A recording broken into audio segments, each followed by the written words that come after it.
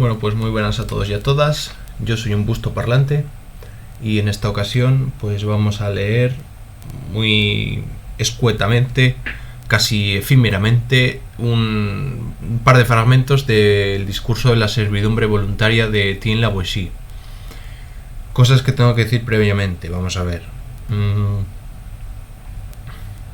Lo primero es que estuve buscando si alguien había comentado el vídeo en internet previamente, porque es un libro muy famoso, y me encontré un canal que está bastante bien, que se llama Clásicos con J.A. Les dejaré el link en la descripción y si quieren lo consultan, que la verdad que está muy bien. ¿Qué más? Les dejaré la referencia del texto en la descripción como siempre. Y con respecto al texto hay que decir que es probablemente uno de los textos de filosofía política más importantes de la modernidad, seguro, y de la historia de la filosofía política, pues casi seguro, ¿verdad? Si no el más importante.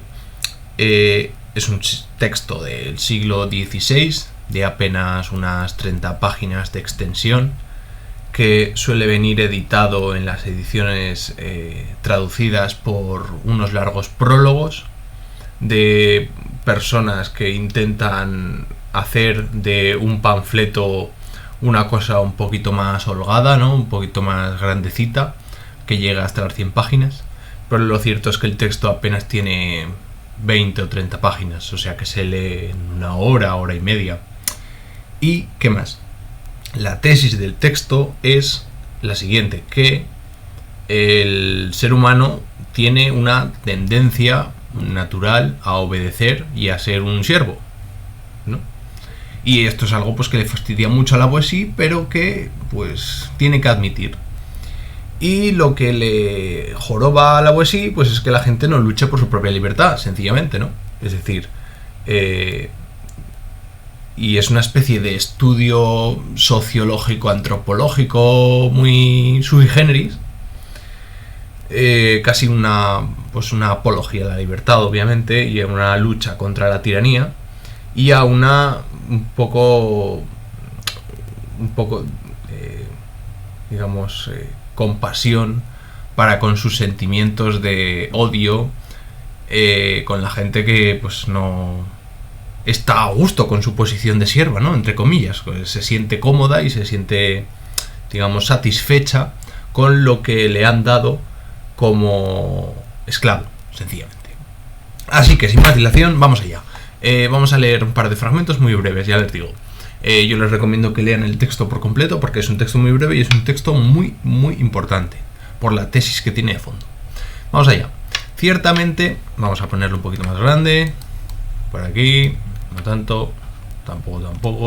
Vamos a ver, no lo tenía preparado. Estamos de cojón.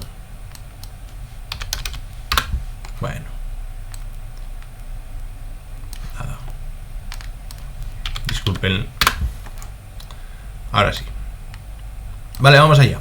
Ciertamente es gran cosa y sin embargo es tan común que estamos lejos de afligirnos. Y mucho más aún de sorprendernos por ello. Ver a 1.000.000 de hombres servir miserablemente con el cuello bajo el yugo, no forzados por una fuerza mayor, sino de algún modo, eso parece, como encantados y fascinados por el solo nombre de uno, del que no deben ni temer su poder, pues está solo, ni amar sus cualidades, pues es con ellos inhumano y salvaje. Esta es la tesis del texto, yo creo. ¿Por qué los hombres obedecen a un siervo que les trata mal y no les da nada? Mediante una especie de encantamiento o fascinación por el poder. Y cómo esto claro, esto es la tesis de fondo, ¿no? De que el poder no gobierna porque sea poderoso, sino porque es obedecido por sus siervos. Es decir, que la posición originaria del poder es la obediencia y no la fuerza para hacer obedecer a otro. Es decir, que lo que importa en el poder es el deseo, vamos a decir así, el deseo de obedecer y no de ser libre. Y la cuestión es por qué antropológicamente existe un deseo de la masa. Habría que diferenciar quizá entre el deseo de la masa y el deseo del individuo, porque claro, yo creo que en el fondo lo que está diciendo el Aguasí es que el deseo del individuo es ser libre, pero cuando se funde en la masa, digamos que se transforma en obediencia. Es una cosa curiosísima, rarísima y que es muy difícil de desentrañar, entre otras cosas porque ontológicamente pues todavía no sabemos lo que es el ser humano, ni lo sabremos porque es una entelequia, no es un misterio, y debe seguir siendo así, porque si no es así pues se está falseando la realidad del ser humano. Pero bueno, esto es una cuestión que tampoco viene a cuento y en fin. Esta es la tesis del texto, ¿no? El fundamental papel que tiene la obediencia voluntaria, ahí veimos el texto, en el poder y no de la capacidad que tiene el poder de ejercer fuerza para ser obedecido. Esa es la clave del texto, ¿vale? Vamos un poquito más adelante, vamos a ver aquí. Voy a leer este texto y ya finalizamos. Es cosa extraña oír hablar de la valentía que la libertad inspira en el corazón de los que la defienden. Mas lo que se hace en todo país, por todos los hombres, todos los días, que un hombre domeñe a 100.000 y les prive de su libertad. ¿Quién lo creería si solo lo oyera pero no lo viese?